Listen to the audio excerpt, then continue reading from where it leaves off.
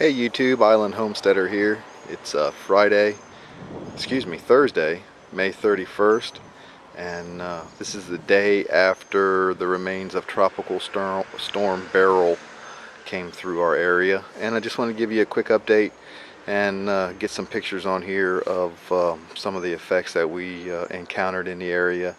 We did pretty good down here on the island.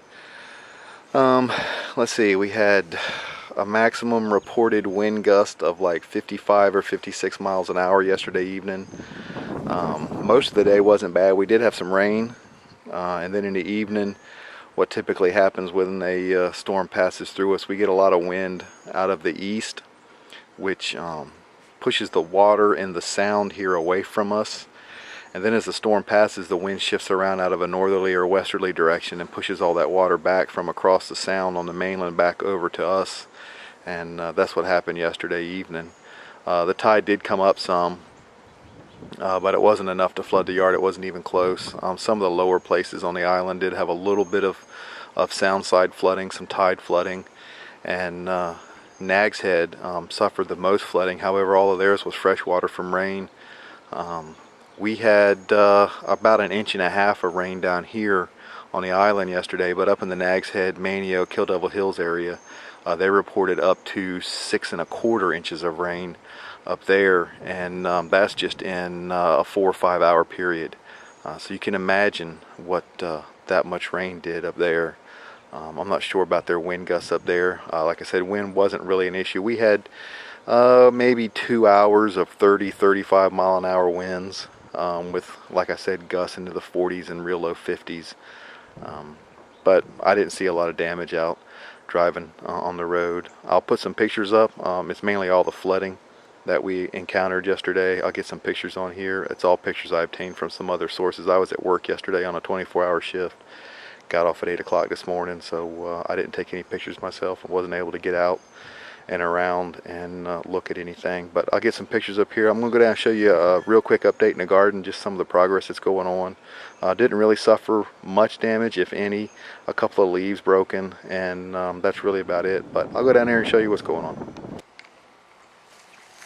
This is a pretty typical day for us, following a tropical type weather system comes through. You can see it's beautiful blue sky, hardly a cloud in the sky anywhere. It's 80 degrees. It's 3 o'clock in the afternoon. It's 80 degrees, and we've got a northwest wind blowing maybe 10 to 15.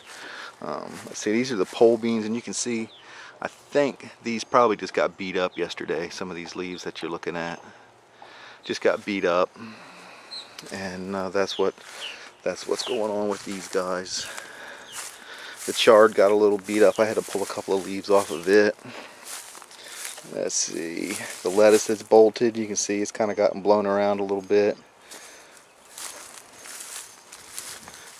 The squash fared really well, and it is making all kinds of squashes down in there. You can see the squash down in there. I'm not sure. Look at that cluster of squash right there. I'm not sure how many of those are pollinating, but it is doing pretty good. The beans fared really well, and let me show you what these purple beans are doing. Here you go, look at that. It's almost, I'll be picking this weekend, I think. Probably picking some purple beans. There's a bunch of them just about that size. I like to get them when they're young, before they get too big, so that they're a little more tender. You can see those clusters of beans in there. I mean, it's getting a couple of days they'll be ready to pick. So let's see, watermelons are coming up good. The zucchini got a little beat up. You can tell it just looks like it's been thrashed around some. There's a broken leaf there, and a tore up, ripped up leaf there, but there's zucchini in there. It's set and it's doing its thing. I'm going to keep these stems coated with dipel, hoping that we can keep the squash vine borer off of them. Here's that bed with all the different mixed up stuff, looking really good. Don't look at the weeds, they're looking really bad. This bed of sweet potatoes has absolutely filled the bed up, and the corn I'm already behind on getting the third piece of trellis net up there because the corn has already grown a solid foot at least out of the last set of it. But the corn's all here. And like I said, we had 30-40 mile an hour winds yesterday, and this seems to have held the corn in place without it all blowing over. Because if it hadn't been for this, I'm sure that all the corn would have been laying over on its side this morning when I got home from work. So things are looking good down here.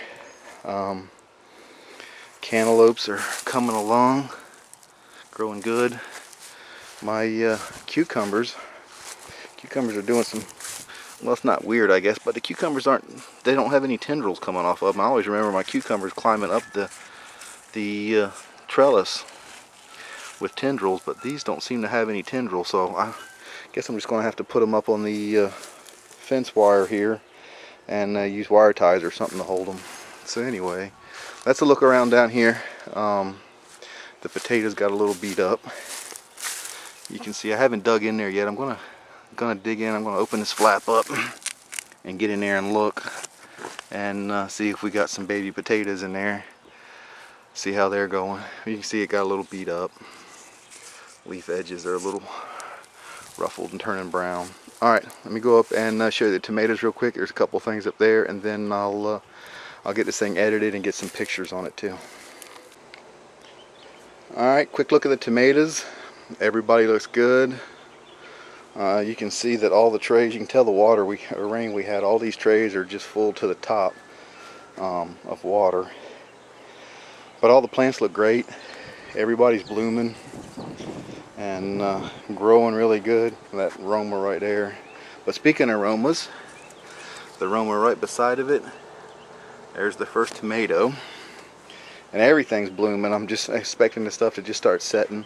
Let's see, I saw another one somewhere. Oh, here we go. Here is the, what's this one? Yellow pear. There's the first yellow pear. Oh, no, sorry. Missed this whole cluster right here.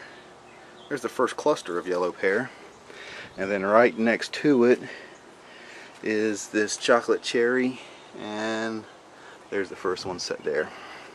So the tomatoes did good. Here's another cluster up here. Chocolate cherry just starting to set. These did really well. This is the grape tomato. The wind yesterday blew right this way, coming right onto the porch. But it didn't blow real hard. Then when it turned around and did blow hard, it blew from the other side of the house. So most of this was protected from the wind. So no real damage, no flooding at all here. And no wind damage, so all right.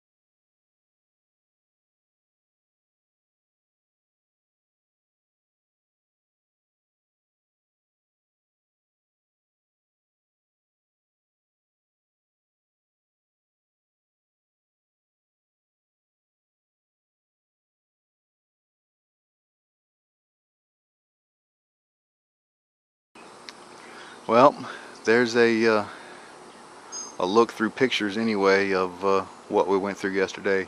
Real minor for us as tropical systems go, but You know what a bummer it is having to deal with a tropical system in May. That's just not what we're used to. So hopefully that's not a forebearer of things to come this year. Maybe we will go ahead and get it out of our way early and not have to worry about it.